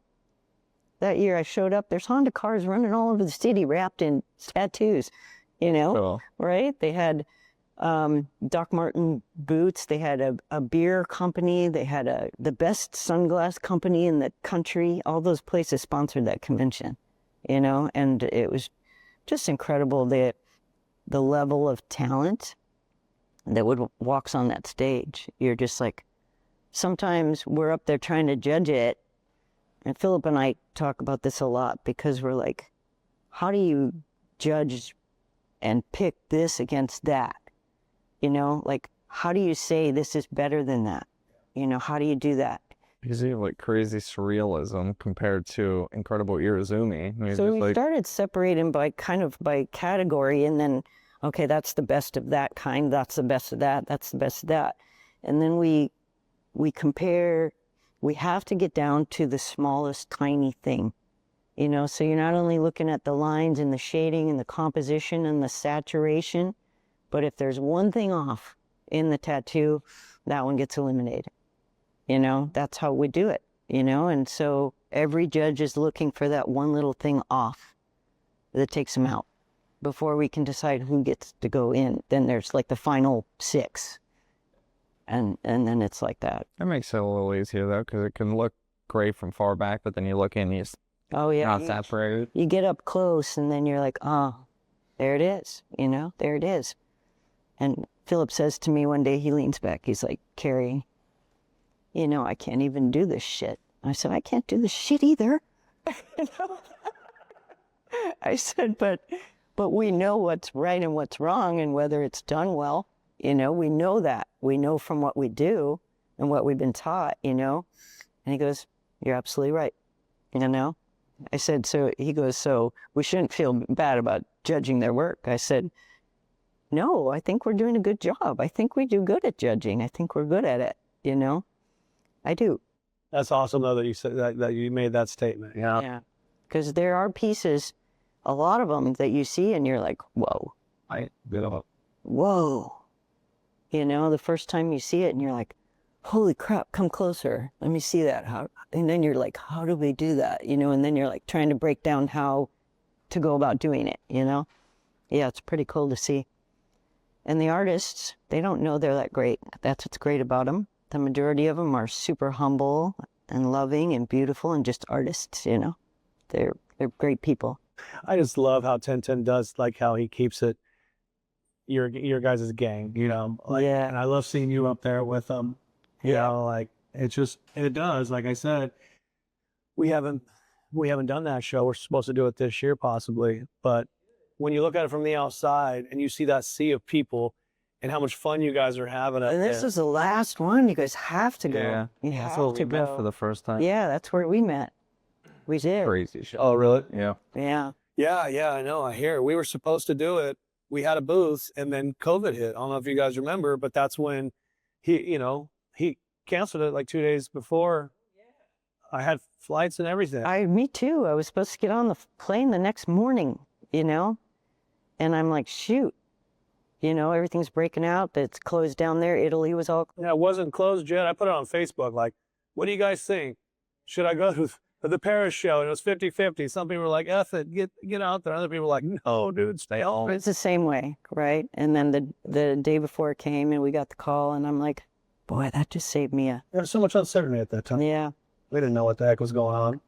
We didn't. Yeah. We were very naive about it, but at the time a lot of people were ill and people were dying, and it was, what do? You got to make a call. And he had to make that call, But there's some conventions that, they're scrambling for judges, whoever's available the day of.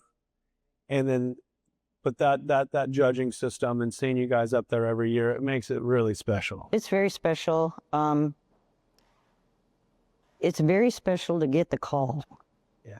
And then to be chosen and then wonder, do I get to go back next year? Yeah. The first year, I'm like, I wonder if I get to do this again because this was incredible. It was amazing. And he's like, of course you're coming again. Of course you're coming again. So every year, this will be 10 years. Yeah. Really? Yeah, 10 years. 2016 was my first year. No kidding. Wow. And do you remember, how far back do you and Tintin go? You guys?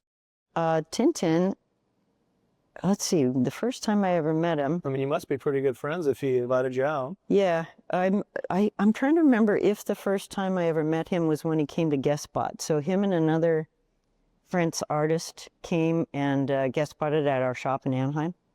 And, we hung out. We went over to Little Tokyo.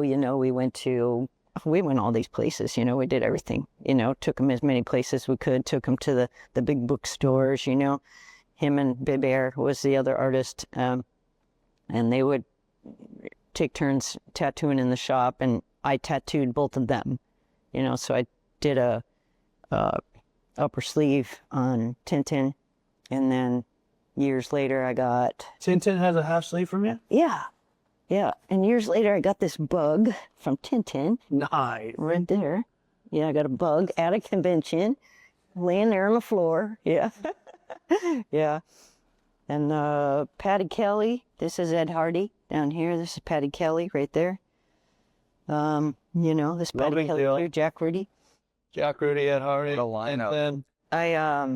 And almost all of them at conventions, you know, except for Jack. Or no, yeah, Jack. I went to the shop and Philip made a tattoo, did he? no, we actually had that set up COVID year. Really? Yeah, I was gonna have him tattoo a claw on me on the floor. You know, COVID hit. We never set it back up again. I'll do it someday. You know.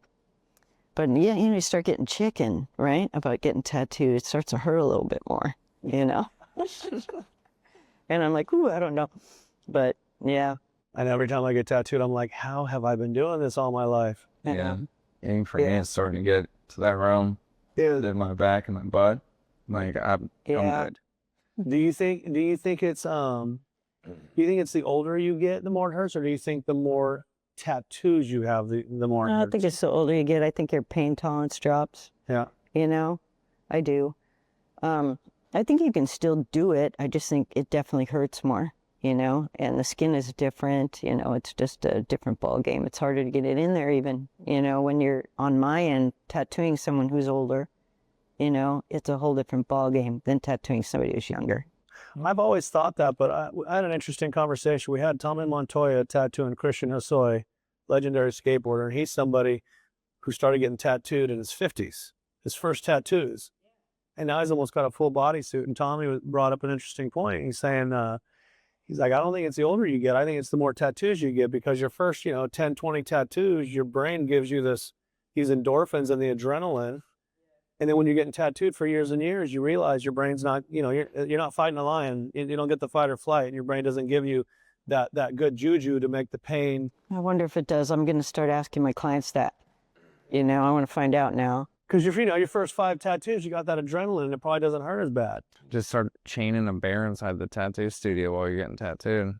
Add some. But you're getting. I resorted to so many things. Like, you know, I love the loungy beds. You know, when we used to get tattooed, you're sitting in a hard little plastic wood chair, you know. When I got my piece from Jack, you know, over here, I'm sitting in that little hard chair, and my legs look like that for 4 hours, you know, and Jack's right there in his little hard chair, you know, doing the same thing. And we're in this little space like this big. You didn't get to lay down and be cozy and have a pillow and watch a movie. Was that at his shop? Yeah. Yeah, his room was so small. Yeah, it was so small. And then my wife Bubba tattooed. And Mike Brown tattooed right next to this curtain. That was the restroom, right? So you pulled the curtain and the toilet's like right there. Mike Brown's right here, Jack's right there. That's how small the shop was, you know? It was so small. So you go in there to go pee, and Mike's like, you better just freaking be going pee, you know? You know, if you're just taking a piss in there, you can't do anything else in there, because it's just a curtain. Yeah. You know? Yeah. Yeah, so it was funny. Say that to get home. Yeah, so I started, like, how can I make them more comfortable? I started bringing an iPad down when they came out. You know, let's hook you up. You can watch an iPad, you can play in there. Netflix, you want to watch that. You want to watch Prime, you want to watch that. Get you some headphones. We bought all these, like, cheap plug-in headphones, you know, so they can zone out or bring their own, whatever. You know, give them something to do. Give them some pillows, you know. Yeah. We used to have blankets at the shop, but the cleanliness issue was hard with that. We'd washing those all the time, you know. So then we started giving them away. Here's your free blanket. You know, but that got too expensive, right? But whatever. Yeah, you got me thinking about some really painful positions I've been in the past. I remember Ryan tattooing me, and yeah, you're like on this stupid chair, you're doing this weird thing for hours, and that, dude, your back is your hip. Yeah, your hip. Then you go to stand up, you can't walk anymore. I remember getting my armpit tattooed, and I was laying, you know, and my arm's back like this, but the gravity's trying to pull your arm down. So every time I would take a break, it would hurt. My shoulder would hurt so bad. Oh, yeah. You know, like sometimes the positions are worse than the tattoo. Oh, absolutely. It's absolutely, and on both sides, you know. So I had I think it was Fat George told me once, he goes, your client, he's going to be uncomfortable for this period of time, you know, whether it's an hour at the time, you know, an hour, 20 minutes, 4 hours, whatever. But you're doing that every single day, all day long. So it's better that they're uncomfortable than you're uncomfortable, because you got to do this your whole life, you know? So it's always like, okay, I'll make you as comfortable as I can, but I ultimately have to be comfortable. Yeah. You know? You got to get through it. How's your back holding up? It's better than it used to be. Really? Why is that? I think a lot of things. You find things like inversion tables and foam rollers and exercise. Foam rollers are a godsend. Yeah, and exercise. If you just don't take care of your body at all, it definitely hurts more. There was a time when I stopped working out for a little bit, and I'm like, Jesus criminy, I'm just falling apart. But every part of your body gets affected. Your back, your hands. My hands are the worst. So you've got to take care of those things. But I think that's it. It's also, if you can get them more comfortable and they're laying down and if you can do this, it's a lot better than having to do this, for hours, right? It's much easier on the body now. And you said you do 4 or 5 hour days now? Yeah, that's pretty much it. Because I know you've always been an early tattooer, right? Yeah, I start at 9:30 in the morning. Yeah, that's awesome. Yeah, I love it. It gives me the rest of my day, so I'm usually done by 3 o'clock, out of there by roughly 3 o'clock most days. And a lot of my crew is coming in at 3 o'clock. But I have noticed recently in this last couple of years that more and more of my artists start 9:30, 10 in the morning. Yeah, you're right. I feel like there's been a shift over the last 5-10 years as well. Yeah, there's definitely a shift. They like starting early. They realize they get their evenings free, and the clients like it. They like coming getting it done and not having to come in the middle of the night. I'm sure maybe just the whole pirate rock star lifestyle of tattooing. Like even I've had this conversation about conventions. Like at conventions, people are always drinking and there are after parties, and all that's just really gotten a lot quieted down, I feel like. Yeah, it's changed a lot. It used to be really crazy, Even at the shop, when we used to be open till midnight was the number that if nobody was there, you closed. But if somebody walked in at midnight and wanted a 4-hour tattoo, you did it. You didn't leave, So there was many a night I slept on the floor in the shop, got up next day and went right back to work, Really? Oh, yeah. Lots of those days. And you had a little bag stashed away to... No, it was just, toothbrush and that stuff, lay on the floor, pull out a blanket, little pillow, that was it. It was pretty much on the hard floor, We had the that kind of carpet you would have outdoors. Yeah. That really thin, we would sleep on that. That's pretty much it. Yeah, it was pretty hardcore back then. Yeah, it was like that. Hey, what do you think of like the state of tattooing right now? With the younger generation and, some of these people saying that it's oversaturated and they're starting to get slow and stuff like that. That is true. I see it everywhere. I think everybody's slowed down a lot. And I think it's a combination of things, of course, the state of our world, because it's not California, it's not a city, it's not our country, it's the entire world that's experiencing this, slowdown. And even the seasoned tattoo artists are starting to feel it a little bit, they're starting to have open days here and there where they, be booked out a year and all of a sudden they're not, And there is a lot of tattoo artists, but there's also a different mindset in people. And I don't think it's about getting tattooed, because I think everybody wants to be tattooed. Almost everybody. People think about it all the time, but I think it's a mind state that's different about finances sometimes, or about, oh, I should do this first and then do that. Maybe it's more responsible thinking on their part, or it's hard to say what it actually is. Some of it is all the craziness that's going on. Some of it is the amount of shops. Some of it is, you got, instead of one shop every 25, 30 miles, you got them every block. Every couple blocks, there's 50 in Long Beach. And private studios, too. Right. The ones you don't know about. Right. Person who doesn't want to work at a shop opens it in their apartment. Yeah, there's a lot of that now, which I'm not against that. If the person is a seasoned tattoo artist, doing a good job, knows their thing, I'm against it with new artists. I'm strongly against it with newer artists. I think they have to put their time in the shop, and learn that and feed off of each other. And you know, I think that that's really important. I think you see a lot of different styles. I think you learn more from other people than you can learn from yourself, you know? So I think that's a huge part that some of those people are missing, you know? But there's a lot of great artists working in private studios. And I think that's okay as long as they can coexist and street shops can still exist. Yeah. Because I don't want to see the street shops disappear. Yeah. Yeah. It's the foundation. It's the legacy. Yeah, too. It's just the old school way. Because if everybody just starts picking up a machine and then just starts opening up private studios, it just kills the whole culture of it. Pretty much happened during the pandemic, you know, during COVID, and a lot of people who were out of work who could draw started, you know, finding that if they got a tattoo machine, they could make side money, you know, and they just kept doing it. Yeah, because you can make good money from it. It's one of the jobs that if you have consistent clients, you can make so much money from it. And then it started growing to the point where you can do something this small and charge this much. Yeah, because I've seen something that are literally this small. The minimum's $500. Yeah, see. That's all marketing, though. Yeah. It is marketing. Do I think that's right? I do not. I don't. I think it's, you know, and I probably stick my foot in the mouth by saying this, but I think they're taking advantage of their clientele. You know, it's just my opinion. I think there's a fair price, and I think some people draw in a higher fair price than others. You know, absolutely.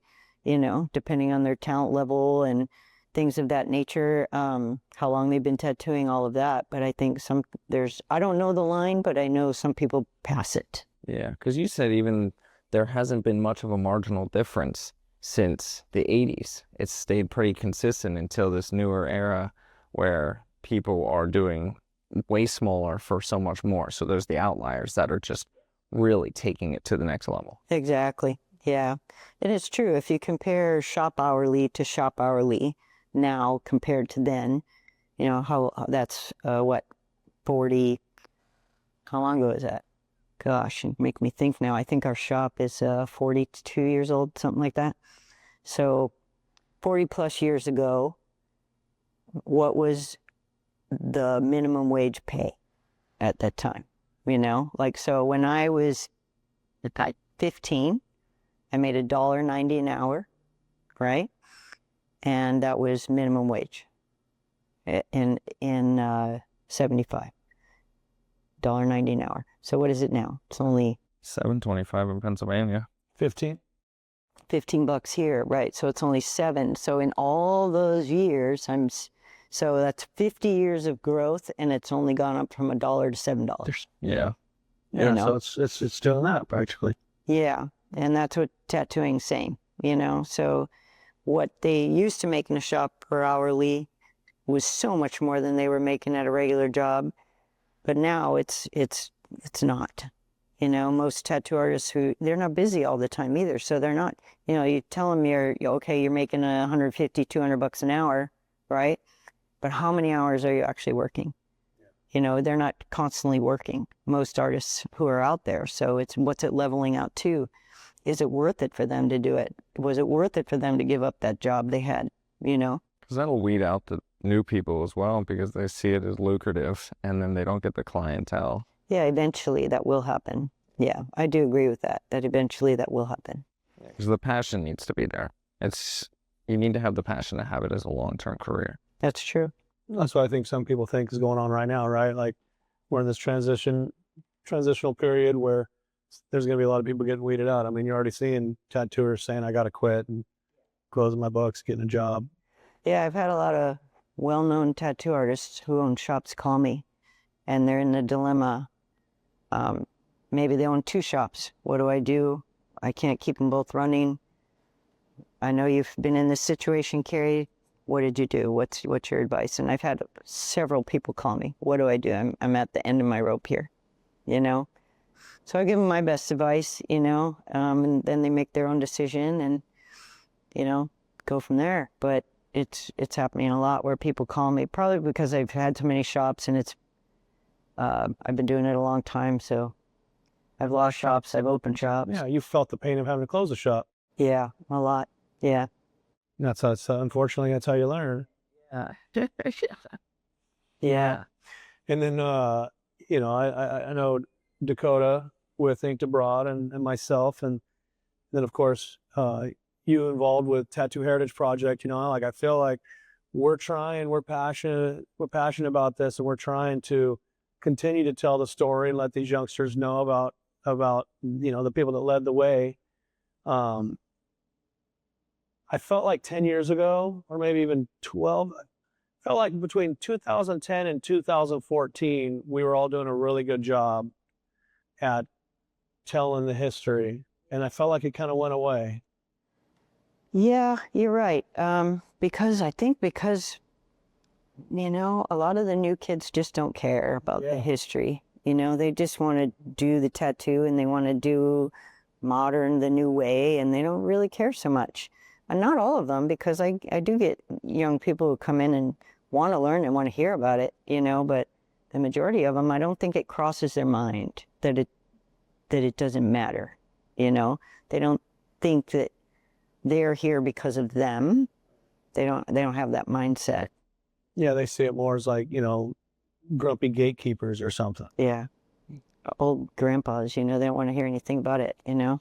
Yeah. That's absolutely true. And, you know, the thing about, you know, the tattoo heritage is trying to spread that word, which is also difficult, you know, because how do you do that without, you know, without the finances to do that? You know, I mean, the dream of a museum, an actual natural history type tattoo museum is fantastic. But how's that going to happen? Somebody, a group of people, you know, somebody's going to have to come around and say, I'm going to leave my inheritance to this foundation and open a museum. Or, you know, there's a lot of people who are famous, wealthy people, musicians, actors, if they're into it enough, maybe. Yeah. You know, it's going to take that. Yeah. Those people to step up and say, I'll help you. Because it's a tough business model to keep something like that. It's a nonprofit. Right. You know, they're not going to make a ton of money off of giving money to a nonprofit, although it's tax write-off, so you get to write off whatever you donate. You know, there is that. But it's not like a business adventure for them because they're not making money, you know. Who knows? It may happen. Yeah. Well, I know the team's out and they're back east this weekend. Yeah. A couple of the guys, you know, they decided that's the way they're going about trying to spread the word. There's a lot of people on the board, so a lot of people have different ideas, and it's not all cohesive, right? Everybody's different, lives in different parts of the country, does different things. So some people say, okay, we're going to do this traveling thing. We're going to try to spread the word this way. You know, Kimiko, she's our secretary, fantastic lady, by the way. She's the backbone of the whole thing, you know. She does almost everything for Charlie, you know, in Charlie's name. She just does everything, and she works her butt off. And, you know, she constantly trying to think of, okay, let's show these movies, let's do this, let's do that, you know, and getting even the donations to do those things costs money. So when people are always asking me, you know, like, what do you do with that money? I gave you $100. You know, I gave $100 2 years in a row. Where'd it go? Well, so-and-so had to get to, you know, East Coast to share it over there. And we had to pay the theater this, and we had to pay this, and we had to print pamphlets. You know, there's things that have to be done that cost money. So when you donate, it doesn't always just go sit in a kitty, you know. It's like, you know, everybody who runs a business understands. Exactly. I have a good idea for you. One way to raise money. But you're near Hollywood, in that town. There should be a biopic on Kari Barba and her story, where somebody acts as the younger version of you and create the story. And then whatever I don't know about that. No, but there should be. So how do you see, like, Queen? They do the biopic on Queen, and then they have an actor do the entire story, but it's obviously not Freddie Mercury. Right. But they do a biopic on you, and then you get the proceeds, and they relive your entire story. You got a story that's worthy of a movie. Yeah, it depends on what you decide to put in the movie. There are those years, sometimes I'm like, everybody says you should, write a book, you should write it down.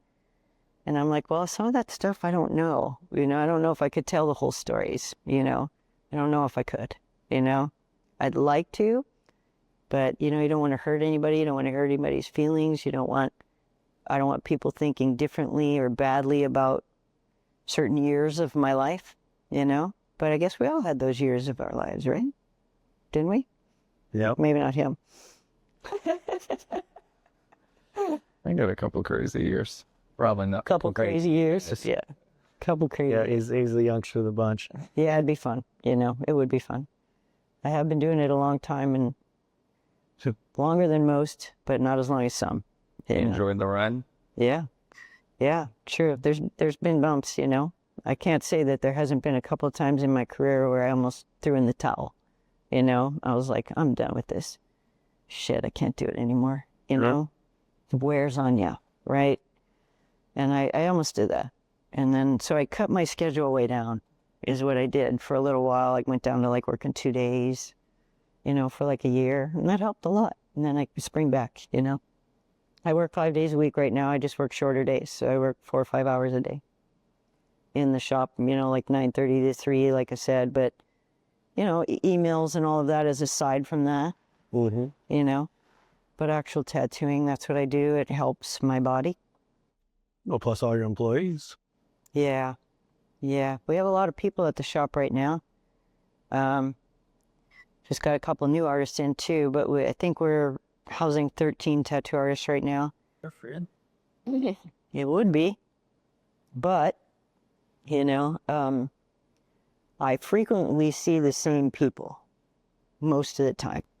So they don't all have a steady clientele or work, So they're getting hit, they're getting hit by the number of artists out there. And even some of my really talented artists are not getting the work that they should be getting, Which is hard. Hard to see them go through that, Yeah. It's tough. The past couple of years have been tough. Yes. For artists. Yeah. Waves, yeah. dead zones. We're hanging in there. I don't know. This shop's hanging in there. It has to, It's got too much history to let it fall. So we're hanging in there. Yeah. Let's make. You want to wrap it up? You got any other questions? I think it's a good amount. I think This has been pretty freaking awesome. Yeah, we're gonna need a episode 2. Yeah, get into the middle of section. stories. Right. Yeah. Yeah. Yeah, The traveling year-to-year convention section, What happened at every convention. Yeah. I mean, so you got, would you say 40? How many years under your belt? I've been tattooing 47 years. 47. Yeah, 47 years. So conventions since 85 was my first convention. 3 years and you'll be at tattooing for 50 years. Yeah. You look great. God, 50 years. Isn't that crazy? Whoever thinks they're going to do a job for 50 years? Yeah. And you're not complaining about your back. No, rarely, right? It's rarely. Like once in a while I'll sit a little weird and I'm like, okay, just reposition, Yeah, it's mostly my hands, personally, but yeah. But I'm good. I'm actually feeling better now. I'm 65. I feel better today than I did when I was tattooing in my 30s and 40s. Really? Yeah. My 40s, I started working out more, and I think that I worked out really hard for many years right then, Made a big change for me. I let off for a little while, and then I started feeling it again. So I thought, okay, I got to find a medium ground, even at 65, some stuff I can do without going too crazy. And that's the key. I was the same way. I didn't start working out until I was in my 40s. Well, 39. But once you get that lifestyle in you, then it's easier to keep it. Your mind just changes too. It just lightens the load in your mind. Yeah. Keeps you more at peace. Stressful things are not as stressful. Pain is not as bad. All of that, calms quite a bit. Yeah. Yeah. Exercise is so important. Yeah. Well, good. This is the first episode of The Vault Yeah. on our SullenTV YouTube channel. Thank you again, Kari. First episode of history.